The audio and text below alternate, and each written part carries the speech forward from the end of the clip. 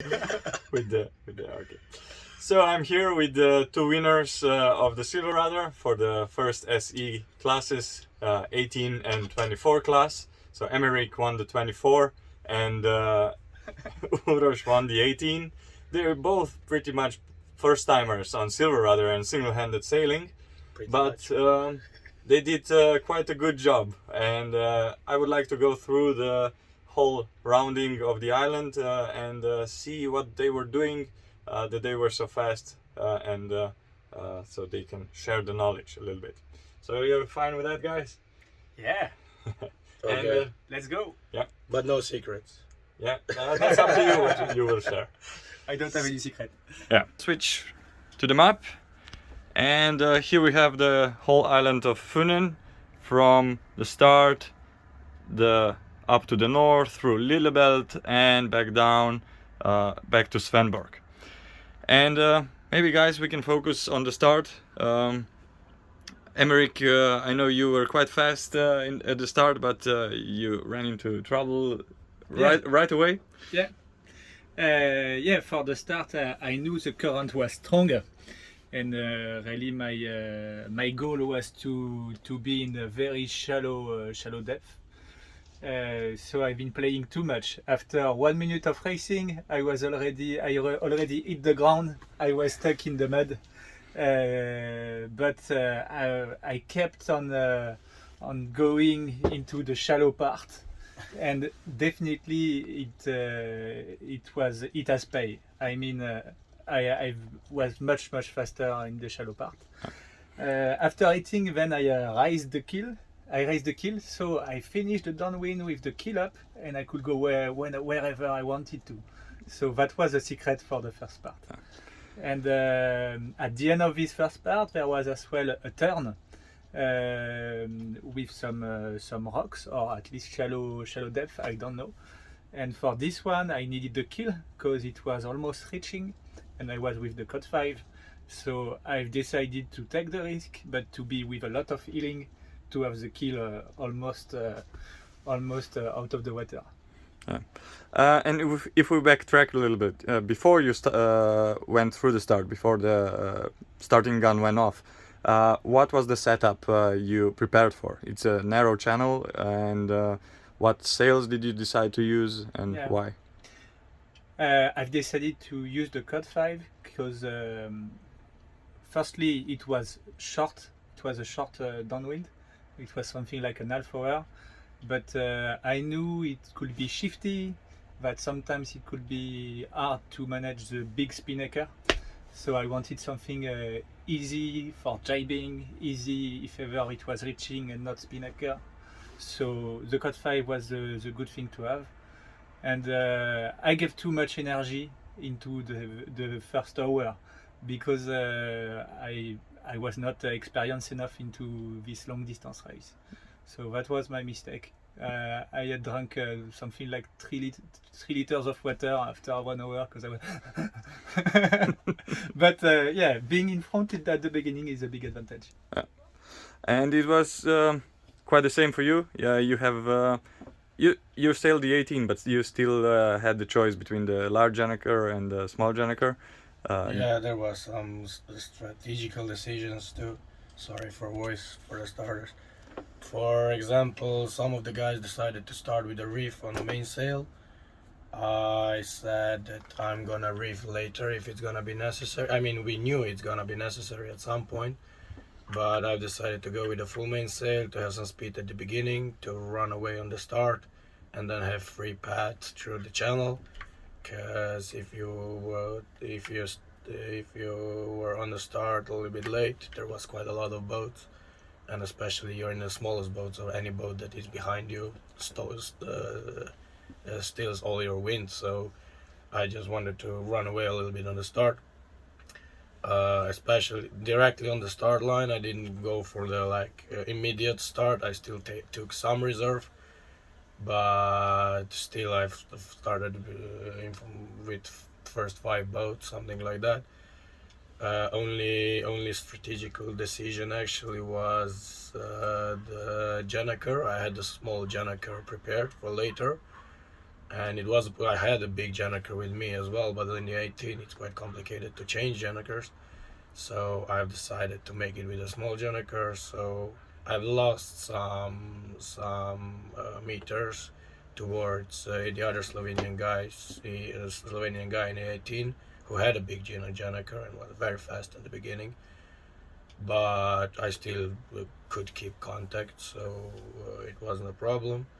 And when it comes to shallow waters on the 18, there's a problem, especially because we had a forecast of a really strong wind, so the safety pin wasn't an option to be without. I mean, you really have to have it in case you capsize. It's impossible in 24, but in 18 you can capsize, and if you do, the keel can fall in, and then you're really screwed. So I had to have a pin, and you cannot lift the keel. Yeah. So I couldn't go did the same tactic. I was thinking about that, to leave the keel and go to shallow waters as well. For example, Jan did it when we came out of the first channel. He actually raised the keel to pass some shallow waters and could cut a lot, but he had to take the pin out and the Janaker down to pass it slowly. So it was a little bit too complicated. He got few meters from that, but I think it was a little bit too complicated maneuver to do. And about the initial tension in the rig and stuff like that, did you prepare already for the heavy wind predicted up north, or did you go with the lighter wind setting before? Yeah, my tension was maximum. I mean, it's solo sailing. We were expecting 25 knots of wind, and making this hard tension outside is almost impossible. So I've started with a full tension, of course. Yeah. Same for you? Yeah, I had maximum tension. It was at the end of the wire. I couldn't take more. On the tension measurer, it was 36 on the vertical and something like 26 on the diagonal. And yeah, why? Because I thought that I would be overpowered all of the race long. And the only part of the track with light wind and upwind could be the very last one. So it has been something like 1 hour in light wind. And have too much tension in this small part was not a subject. Great. About the tension, the problem with this boat is you don't have the backstay. So if you don't have a lot of tension, every time you got a strong wind, all the rigging goes forwards and it opens your jib, and it makes a lot of extra force. So it's a really good thing to do. It's really a lot of tension. He actually had that much tension that today when we're trying to undo the rig, he broke the screwdriver. So you can put some force into it. I definitely agree with you. I had sailed 2 times before with the first 24. Yeah. And every time the jib in front, it was like a spinnaker. It was And this time I had so much tension that the forestay was very stiff. So yeah, that may be a kind of part of the secret of the speed. maybe. So moving on, after you left the first channel, it's upwind to the Great Belt Bridge. Was it upwind? Or no? It was easy upwind, a bit lower than upwind. So one board.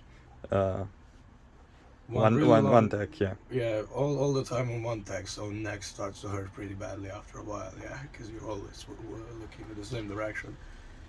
But yeah, it wasn't completely upwind, it was a little bit lower, especially because we all expected the wind to turn later to the right side. It wasn't that important to go really high. So it was, the most important thing was to have the course that have the most speed, as Arjo likes to say, like the sweet spot. You had to find this direction that is really fast, because it was a long run. It wasn't really matter how high you get. I mean, you have this bridge to pass, but it wasn't really important to be as close to island as possible, because we were all expecting that later the wind's gonna change and we're gonna attack. And if you were lower, you were actually get faster to that wind, so it didn't make much change if you went higher or lower. It was just important to go as fast as possible. So normal jib and mainsail, full mainsail. Yeah, that was the problem with the Jeep. I didn't have a small Jeep. It would actually be a better idea. I have the bigger Jeep. And when it comes to mainsail, I think the better option would be to have a first reef. But we were expecting the change of wind, so I knew that at some point the wind's gonna drop, and I was forcing it a little bit. And because I had like top speed for 18 in those conditions, I didn't reef, even though I was quite on the edge all the time. But the point, the little secret with 18 mostly is don't trip the mainsail. Where when you're overpowered, when it starts to get too much power, it's a good thing to release the Jeep, not the mainsail. So actually, you're sailing fully on mainsail, and Jeep is the sail that only helps. That's a little specialty of the Seascape, because it has a really big Jeep for this size of the boat, and actually the Jeep is the one that makes more power, more, how you say, Healing. feeling. Yeah. And yeah, sorry. Yeah, I definitely agree with you on the point of the Jeep. My rule in my sailing on other boats, I mostly sail catamarans, it's we don't care if the Jeep is flapping. Of course, if it flaps 2 hours long, it gets used. But it's better to have a flapping Jeep than an over-trimmed Jeep. And yeah, I was as well very open. I took the reef as soon as possible because I was with the maximum of the sail for the downwind, which was crucial to me in terms of speed. And I did it early. I was almost underpowered, but I didn't want it to lose ground when the wind was coming. And yeah, as well, I think that it's important to be really in a straight line when it's not upwind, and it's when the angle to the wind is a bit more open between upwind and reaching. According to me, going in a straight line and not taking the gust, not moving in the gust is an important point. I did half of this leg with the mainsail and 2 ends, and being at maximum hiking and trimming a lot the main. Yeah. So after the bridge, the Great Whale Bridge, the course goes to the west. And what kind of conditions were you facing there? So was the wind already veering, or? Yeah, there was a little bit of trick because we were all expecting wind to drop and then come back from a little bit more easterly direction. But at the bridge, the wind dropped for the first time, and then it picked up again from the same direction. So we were already preparing for the shift, but the shift came later. The point was that this wind in the between this first low wind and then the shift was stronger than before. So for me, it got too strong for the full gears, for full Jeep and full mainsail. I already pulled the canning arm all the way in. The vang was already pulled all the way. I already had to release the mainsail all the way. And then at that point, because the Jeep is very big in the Seascape 18, the boat already started to go away from the wind. I didn't have control, so I had to reef for the first time. I had to reef in that gust, and even though I expected wind to drop again when it's gonna shift, but I had to reef because it started to be impossible to sail. How was it for you? I have set the second reef just before the bridge because and I did it early as well. I saw the wind was coming, and yeah, after that there was nothing special to do. I don't think I was especially fast in that leg, but I couldn't see any other Seascape 24, yeah. So I was just having other boats with bigger keel. And with them it was difficult, but I've moved the anchor to the right side, and I was as well all of the leg long with a good hiking. Yeah, that's all I've done, and I think that as well it was very important in terms of tactic to tack at the right time when the wind has moved east. It was very nice because we could finally see the overboat. Before that it was a big fog, and seeing that it was easier to see if you were fast or not, or if the overboats were far or close. I agree completely. The problem, I mean, the timing of the tack was a big deal, because first of all, our direction fell really bad. I mean, you could feel the shifting because you went down. But the point was, if you tack it too soon, you would wait a longer time to get into the wind. You had to go a little bit into the wrong direction. First of all, to get the other tack over the island. So and especially to get into the wind first. And it was a little bit of a compromise to find that point when you're going away from your direction, but into the wind. So to decide when you actually caught the first strong gust that's not gonna drop anymore, then you had to tack and continue on the other tack around the island. Yeah, I wanted to say that before the North Cape, most of the boats stayed really too high. They were pointing too high, and it was possible to go directly to the Cape, especially with our boat who have not as much big long keel as the other. And I've earned a lot of room going under the wind shadow and then being in the direct road to the North Cape. It's a kind of trick to be stuck with the big boats and to do not want to cross the wind shadow, and it was definitely something to do with the traffic jam that I had at this time. yeah, and because wind was changing direction, and most of the boats were really trying to go high, even though they were already over the island.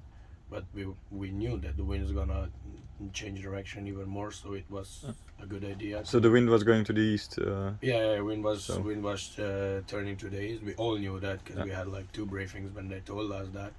And when it started to go east, when we tacked already, a lot of boats went really, really high, but it was no point in it because we knew it's gonna continue go east, and it was no point to get high. It was just you just had to go as fast as possible. So it was the problem with the small boats because the train was coming, and if you didn't go high, if you went just with speed, those bigger boats that went high went over you. But I think in the regatta like this, when there's so many big boats behind you, you just have to concentrate on your boat, try to escape some really big ones coming really close to you, but otherwise try not to see them too much. It's a really bad physical thing. So it's a really bad thing when you sail a regatta, you're very fast, you know you're fast, but you're constantly overtaken. Yeah. It's moral. Depressing. It's a little bit depressing. Yeah. I was kind of bad guy because for most of the big boats coming, I was saying, "No, you won't overtake me on this side." I was shouting, "No way!" I was like, "No." Okay, I was pointing act for like we seconds. didn't hear that, because they say, especially at the meeting, it's forbidden to push them out of their No, their I line, didn't but- push them, but you tried to escape. I was pointing high to make sure that they don't go over me but under. Yeah, I understand that, but at some point you just have to give in. It's too many of them, and they were all going really, really high there. So it was just an idea was to get as much speed as possible and just aim at the peak of the island, and that's it. So we are at the Funhövet, so the head of the Funen, and this is where the fun part started. As I heard, the night was coming in and you were going downwind. So what were your, how did you prepare for that, like, and what did you put on? Firstly, I had decided to do not remove the Code 5. The Code 5 I stayed from the start until the end of the race. Furled, but on Furled, but on the deck. Yeah.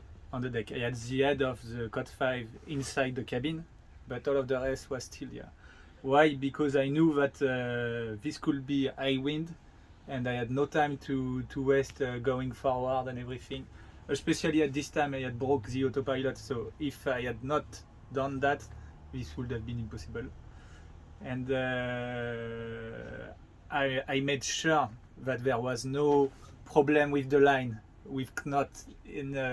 I have spent 10 minutes untying the knot between the two Genaker line and the main sheet line. So that anticipation was important at this time. If I hadn't done that, I would have stayed 50 minutes without Genaker. And you went with the... I am. Yeah. I went. Sorry. Yeah. I went with the Code 5. For the first part of the leg, it was between downwind and reaching. I went as much back as I could on the backward on the boat as I could. I was really with my back touching the back of the boat. And I was with two hands on the helm, and the Code 5 had a very high tension. I've decided at the very beginning to be through downwind, just to have the full mainsail, because for the downwind, for me, we don't care if there is much wind. You need as much sail power as you can. So it was mainsail up. And at the very end of this first part of the track, it was really at the very limit. I mean, the boat had a very strong heeling, and it was really with two hands on the helm. But avoiding to furl the sail was a game. How much wind was there? 20 to 25, I think. But the boat can handle it. I was surprised. I thought that I would lose control, but it was definitely manageable. At the end, it was closer to reaching than to downwind, so the boom was almost touching the water, and I had no more vang. And as well, when you are overpowered and close to reaching, it's important to have all of the first third of the Genaker, not I don't know how to say in English, but not powered by the wind. And I mean almost flapping. It's not flapping, but you don't use that. And doing it, it's way better. You really need to open the roof of the Code 5. And doing that, you can handle it very close to the wind in strong wind. But for you, it was a bit of a decision to go with the Genaker at all or not. Yeah, that was.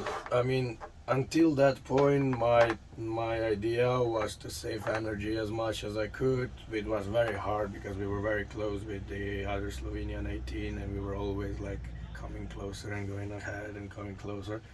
And it was really hard not to hike, not to spend too much energy, especially because I unreefed when the wind changed direction. I already unreefed, so I was always overpowered, and it was really hard not to hike because I'm used to it. I'm coming from dinghy, I'm used to hike, so I was really trying to save energy. And at that point, I've decided that I'm gonna go fully all in. I'm gonna go, I mean, as much speed as I can, and if I get exhausted before finish, I'm just gonna step out of the race. I mean, it was too much moral fighting to get there, because it was a really hard upwind with a little bit too much wind all the time, which in 18 is really stressful. And at that point, I just needed some, let's say, wings or whatever. So I've just, even before the point where they actually turned, I already decided I'm gonna put the Genaker on. I did release the front leaf leaf, how you call it. I had it released all the way. It was really open to the front, front part of the generator. I did it before the start. And yeah, at that point I just throw the generator up and let's do it. It was really nice speed. It was 20 to 25 knots. It was I don't know, good meter of a wave. And yeah, I was actually flying pretty good. So I got my moral my feeling bad when I was overtaking these big boats back. But the problem was because it wasn't completely downwind, it was a little bit of reach because we had to go around the island of, how it's called again? How it's called? That would be I hard for forgot us. about it, sorry. Yeah, doesn't matter. The most northern part. Of Yeah, the we had to pass this island. You cannot go inside because it's too shallow. Below? Yeah, okay. Like this, below. Yeah, and it was a little bit too high for a comfortable downwind, and it was all the time. There was danger of broaching. So at some point I had to take the generator down. It was impossible to get that high, and that was actually the worst part because wind was getting stronger and stronger. We started at like low 20s, and then it was constant 25. So it was really a lot of speed, and in 18 in these conditions, for example, I had no water anymore. My water was in the cabin. It was impossible to get it there. I drank all the water before that, and I was smart about preparing. I prepared the remote for the light before that, because it would be impossible to get it out of the bag as well. I was prepared with that, but I forgot my water. Yeah, so for 2.5 hours, I didn't get water. And yeah, and at the point when I had to pass the island, I actually had to take the generator down. But it was really hard because there was a lot of wave, and I didn't have autopilot, so I had to have one hand of the helm. It was impossible to not have it, and with one hand you just cannot take the generator down. So at that point, I just decided to broach, to go upwind really fast. At that moment, I released the generator, and at the point when it was like a flag, before it fell into the water, I just pulled it in as fast as I could. It's a bit, it's possible in 18, especially if you have a small generator. And yeah, you have to be really fast. It shall not fall into the water, because if it falls in the water and it gets water inside, it's just gonna stop you, and it's impossible to get it out. So at that point, I just decided, yeah, it's gonna be a really quick maneuver. I actually just pulled the helm upwind, and I released the alert. Alert all the way, and just pulled it in. Yeah. Must have looked awesome. Probably. I mean, didn't feel like it, because it was like 50-50 if it's gonna work or not. No, I mean, I knew it's gonna work, but if it falls in the water, you're really in a big trouble. Yeah, So definitely. that was a little bit of adrenaline pump, and then I passed the island with just a jeep and a mainsail. What I noticed at that point was that actually for just downhill driving, it was harder to do just with the jeep and the mainsail. I mean, for here, when I had to go higher, it was easier, but when you're going downwind, behind the island, when I already passed it, I thought about putting generator back up, of course, and I noticed that it was actually harder to drive just mainsail and jeep, because you have a lot of pressure on mainsail that you don't have if you have a generator up. And the problem with those boats that don't have the back stay is that the side stays are really backwards, so you cannot really release the mainsail all the way out, and it's always a little bit too tight, so it always tried to push you into the wind. And because I didn't have a generator, there was so much power in it, so when I lifted the generator, it was actually easier for me to keep the direction and to serve the wave. And after that, it was just really nice downwind down to Lillebelt, and at some point I actually had to do 2 jibes because the wind was turning direction slowly to the north and to the west, and at the entrance of Little Bell I already had to jibe twice. And here at the entrance of the Little Bell I was quite lucky. I mean, I done this road before, this turn before with Urban, and I knew there are some unmarked buoys there, and I was very lucky because there was a container ship just entering the Little Bell, and it was right in front of me, and it had a lot of lights. So between me and this ship, I had like a strap of water where I could see perfectly what's in the water. Wow. So I actually missed two buoys that did have no light just because of that. And yeah, that's some luck into occasion.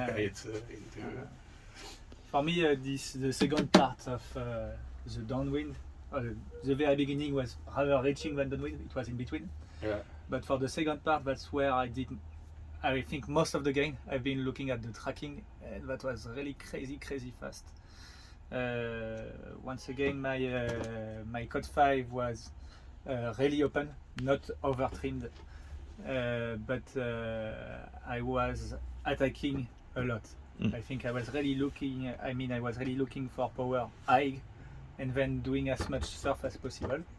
I was a little bit higher than the other boats, but I've win so much compared to them. At that time I could have only one hand on the helm. I've turned off all of the light just to see better the wave and to take the feeling of the boat, of the sound, and yeah, it was really focused on the surf. That's how it was working. But really, if I had stayed lower, I would have been much slower. I needed to be higher, even if I had to jibe at the end. The rest of the 24 said when they were looking at the tracker after the race that you didn't make a lot of difference going up north, but you really made a lot of gains on the westward part of the course, and they actually admitted that it was a problem because they were lost of energy. They didn't have the persistence to continue with that aggression that you did. So I guess here the physical preparedness also comes into play quite a lot. So according to me, the downwind part was really not at all the physical part. The physical part was rather for the southern part because it was reaching, but for this one it was in the head. Yeah, exactly. It was not in the muscles. It was definitely in the head. You need to have to be hungry. Yeah. You need to be hungry of being fast, and sometimes just the adrenaline of being fast, having the wind and everything, it can go.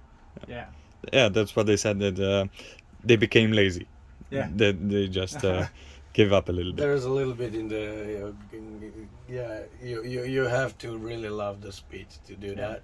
And the second part is, if you're not that sure on the helm, it's probably much harder. Because if you really know when you surf the wave, how to surf the wave and like that, I think it's really easy. And if you're just a little bit unsure about that, it makes a big difference. And for me as well, I mean, when it comes to energy, it was the easy part. The only problem was the Jennifer sheet, because I had to have it in my hand most of the time. So this hand was almost that, but otherwise, I mean, you can see it quite comfortably. You just have to sit all the way in the back. The helm is not that hard as it was before when boat was heeling like that.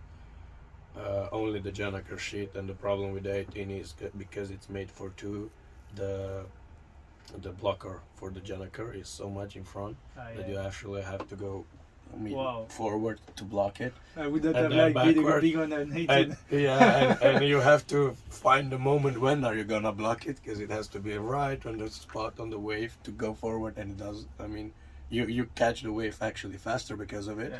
But if you miss them at the moment, you might really go into the wave, and it can screw up your serve. Let's put it like that.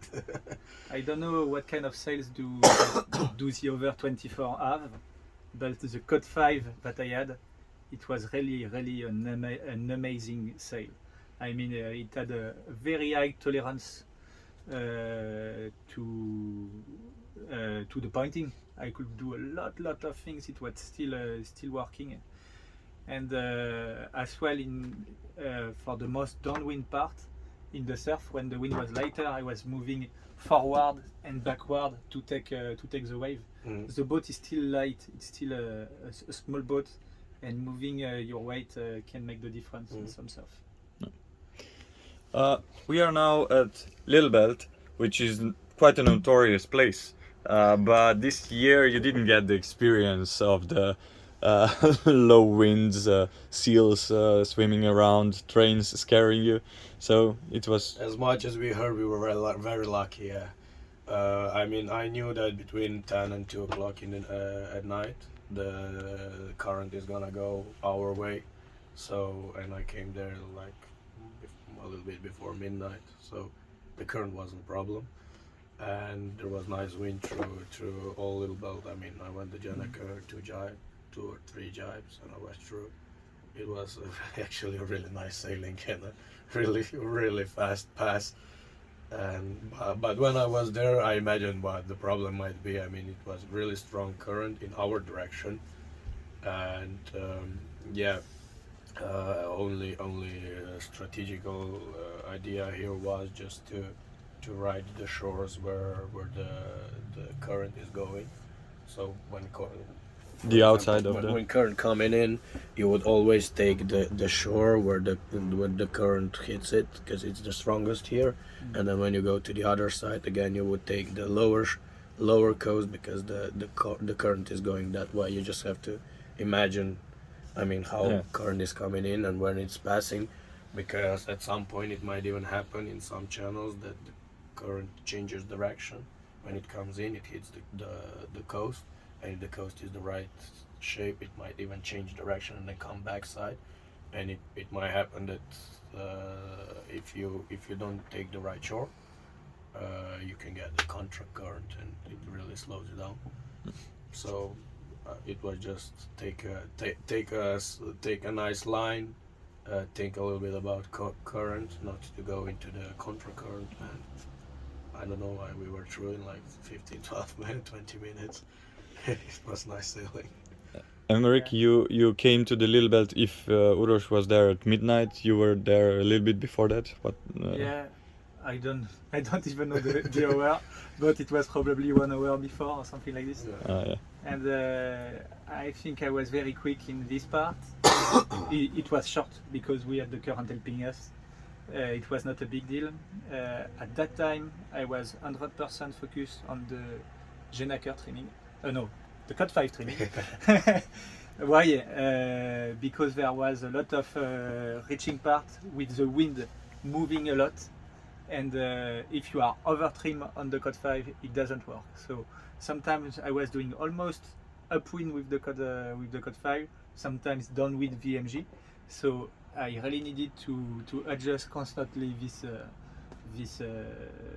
Code 5. And I couldn't really see how it was in the dark with the shallow part or not shallow. I was not able to open my phone and see the map. So I've just tried to be in the middle of the channel, because I thought there will be more current helping. I mean, I knew the Little Belt is quite deep. It's no problem with shallow waters. I mean, just like one or two. But I meant in the where the depth is bigger. You have more current. Yeah, of course. And to stay in the middle, it's always the same bet. Yeah. And the problem where you said you trimmed your your code a lot. It was the same with me. You had to trim your generator a lot because the wind was there were a lot of gusts and lulls. And the point is, when you have that much currents from behind, especially it was at least 3 knots of current, when you're in the lull, when there's no wind, the generator actually falls just because you run over it, and when you have a current from behind, it just happens that much more often, and it's really a lot of trimming. Yeah, and when you come out of the Little Belt, you're going pretty much south. What were the conditions there, or what were you doing to? We had something like southeast wind. At the exit of the Little Belt, I was a little bit late, so I had like 5 to 10 minutes of low wind. We would stay for a little bit while, which was actually pretty nice because I finally got a chance to get to my cabin and get something to eat, drink something, prepare everything for later. I filled my pockets with chocolates, and I filled my water into the bags at the side. And after that, we got some new northeast wind, and after that was quite easy sailing. But there was a point I started just with a mainsail and jib, but at some point some Mini 650 passed me with an opened code as well, and at that point I started thinking I actually put the generator back up.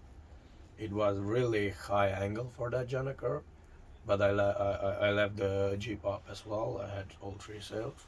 It was a little bit high angle for it, but wind was not that strong, so with trimming the mainsail, I could keep the boat in place. There were just 2 gusts that were too strong and wanted to turn me into the wind.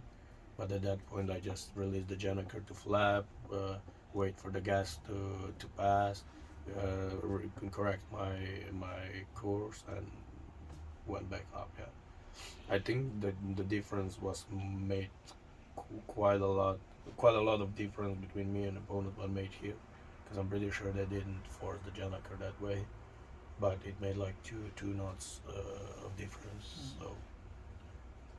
Yeah, I know in this part that Uroš was quite a bit tired, but for you, Emeric, were you sleepy or? At the beginning, not at all. I was excited with reaching with the spinnaker. That's what I like. It's kind of drag. But regarding the setting, I forgot to say in the Little Belt, I removed the winch of the blocks to have better jibe, because I had a lot of jibe to do, and when you have the winch into the block, you miss most of the jibe. You mean the ratchet? So the it doesn't the ratchet doesn't click and I've removed the ratchet. Resistant. I put it on after that because being reaching without the ratchet, you do not like it. But then I removed the ratchet of the main because I needed to be able to ease the main quickly, and you can only do that having it open. Yeah, open. And it was really good. You don't need a ratchet when you are like this. You just need the ratchet when you have very high tension into the main.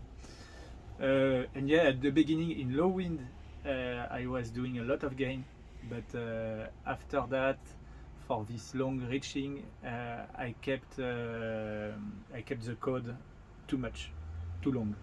I thought, there is light wind coming, I should keep it because doing maneuver in the dark, being tired, is a bad idea.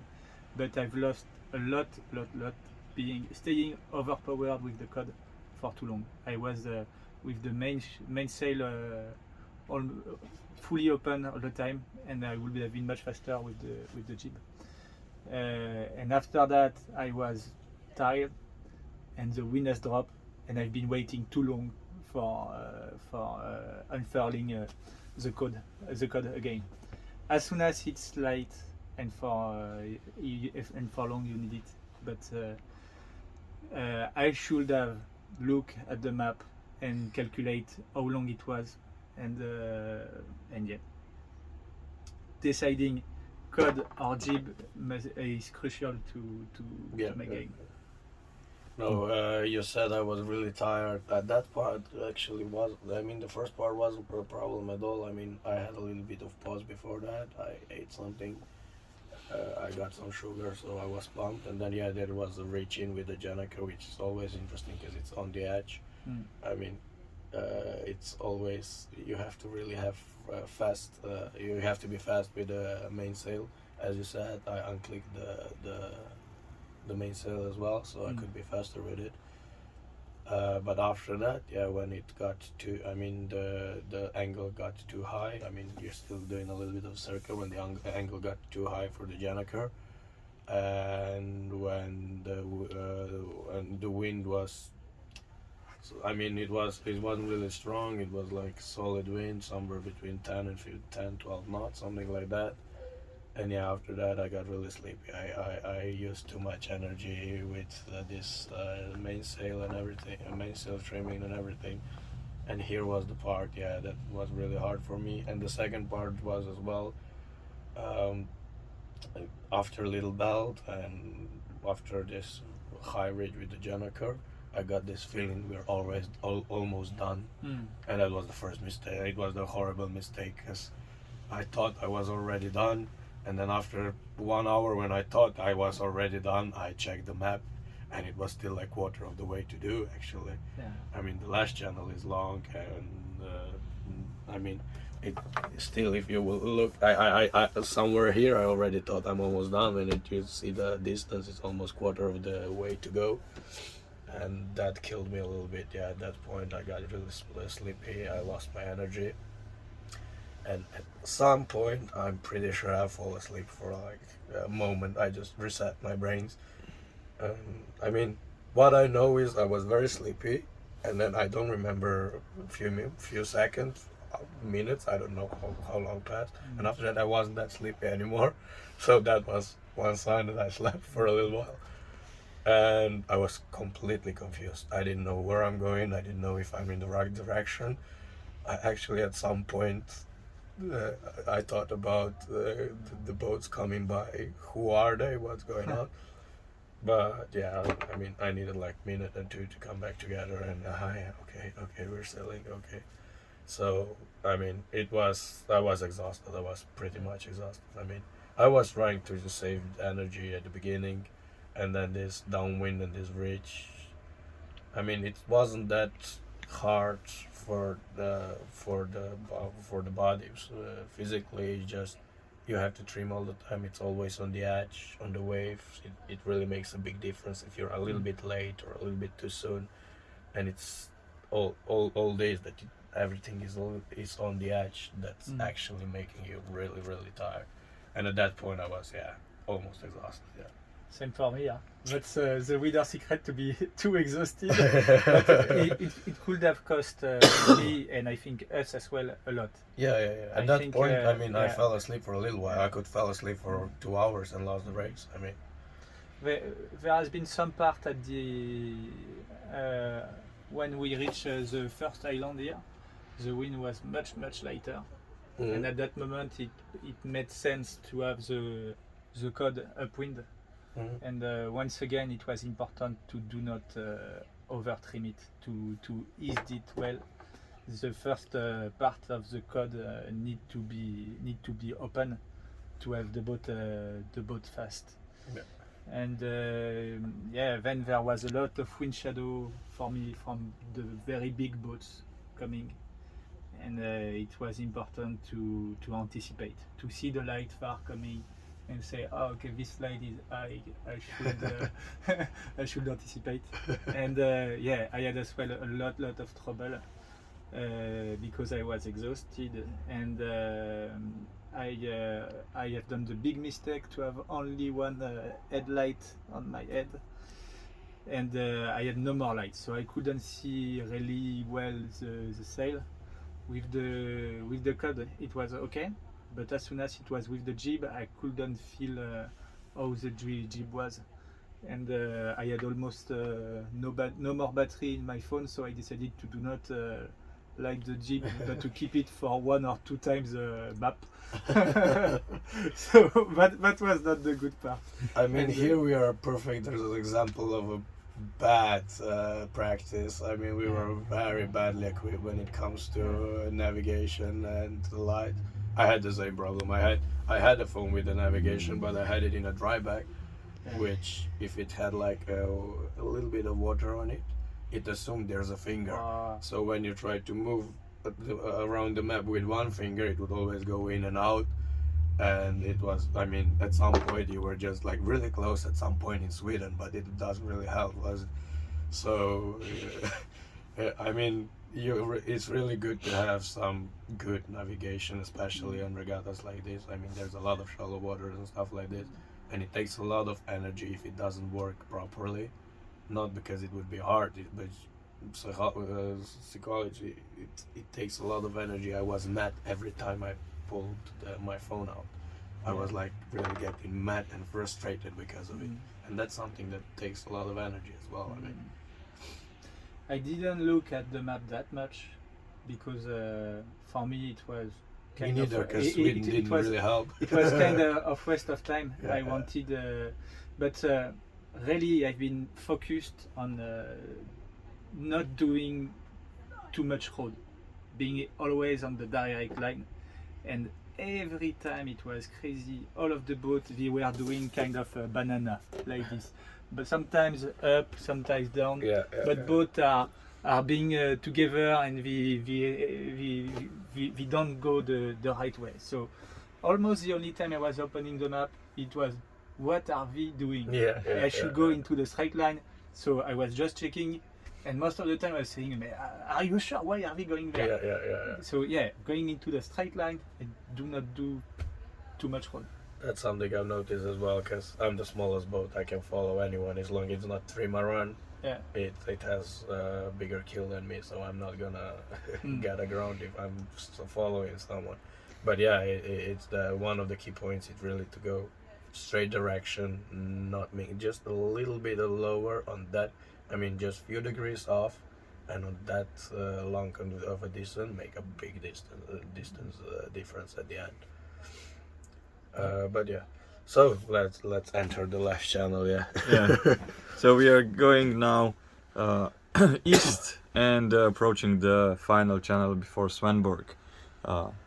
It was getting early, very late in the night, and I mean, at that point, I was very awake because of my little collapse. I mean, after that, I really got my senses together. Oh, come on, I cannot fall asleep here. So after that, I was really awake. I don't know. The part before the channel, it wasn't really nothing special. It was jib and a mainsail, a little bit lower than upwind. Mostly just that, trying to go as straight as possible. I opened the map just so I could. You had a lighthouse there that you could go on, and again it was so funny because most of the boats were so much higher than that. I mean, I went directly there, and all of the boats were on my left, which means that everyone was doing like a little bit of extra mileage.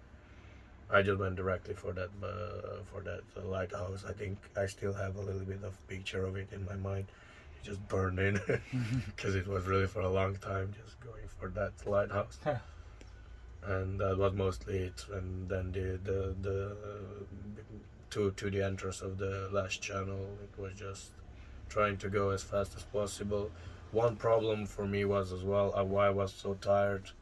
At some point I checked. I mean, you have to do the trimming, but it's better to do it by feeling than to checking with your light. I was checking with my light too much. At some point my eyes started to hurt because every time you turn on the light, your eyes has to adjust, and then you turn it off and your eyes have to adjust again to the dark. And I was trimming too much with my light. I should do it more with my feeling, because when I tried to just do it by feeling. I mean, you watch the lighthouse, you go there, and you trim like on your feeling on the helm. If it's too hard, release a little bit, and stuff like that. And when it's too low, and when you feel like you're losing speed, you pull a little bit in. And every time I check with my light, I've seen that I was okay, but still that I feel that urge that I have to check from time to time. And if I would do it again, I would definitely check it, not that many times, and I'm pretty sure I would not be that tired. Emeric, you were the first to enter the last channel to Svenborgsund. Was it? How was it, the current and the wind there for you? I've been lucky all of the time. The current was helping, the wind was good. Honestly, I was really tired and I was falling asleep a lot, and I was at 80% of the potential of the boat, maybe more, but I could have done much better. During the end of the night, when it was upwind, I was kind of slow, cold. It was not good. But as soon as I saw the first light of the day, I was waking up. So I've been shooting a lot of just to wake up. I put my head into the water like this, and then I was awake. And at this time, I said to myself, it's the very last hour, or the two last hours of the race. You need to give all of the energy left that you have, Emeric. And I've been trying to sail as if there was a full crew, always changing a bit the trimming of the jib. Moving a bit more forward, a bit more backward, and I think it was okay. I was with my both ends at the time on the mainsail to have it really well trimmed. Yeah, that's all. Did you both know that you won at the end? Because during the night, and you probably weren't checking the tracker. Were you confident that you did your best and no one was better than you? I mean, that last part, entering the channel, I was also quite lucky. I was still at the current helping me, or actually in neutral something. I mean, it was already starting to change direction, but I still had a good current. I wasn't all in here anymore because I've seen there was no mini boats around me. There was like 3 bigger X classes behind me, and that was it. So at that point I actually just decided to okay, I have another hour to do. That's the input of the energy that's gonna bring me there, and let's survive it. I mean, I was very tired at that point, but I had no idea where the other were. So when I came close to the finish line, our boat came to see me, and Anna just said, if I know what I've done, and I was like, what the fuck did I miss this finishing line? Did I don't know, did I hit somebody at night and I don't know about it? What have I done? And she was like, and she just said, yeah, you're first for like 14 or 15 miles, something like that. And I said, okay, that's fine. Okay, I just finished and that's it. Same for you? I didn't really know, but whatever. Even if I was first, it was you need to beat the record. But I knew there was no record because I thought that some of the other mini boats had been really much faster at the very beginning. But I didn't know. But whatever, if you are first, if you are last, you do the race to push your limit. So you need to do the maximum until the end. And I think you have regret when you cross the line and you say, oh, okay, I knew it was done, so I went relax. I think that one of the parts that we like is to know that you gave it all. So that's what I did. Awesome, that's good to hear. congratulations to both of you guys again, and see you next year. Yeah. Do we? Yeah. Probably yes. Thank you. That's something to be done. Have a safe trip home, and bye bye. But